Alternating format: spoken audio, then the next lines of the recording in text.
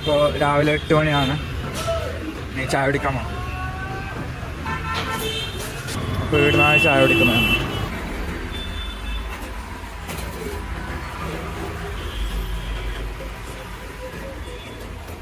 ഒരു റൊട്ടി ന്യൂസ് പേപ്പറിലും തരും.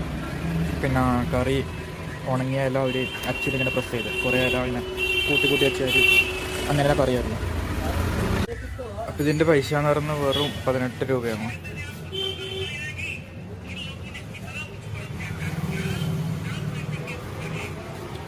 അടുത്തത് ഒരു കപ്പ് ചായ കുടിക്കണം.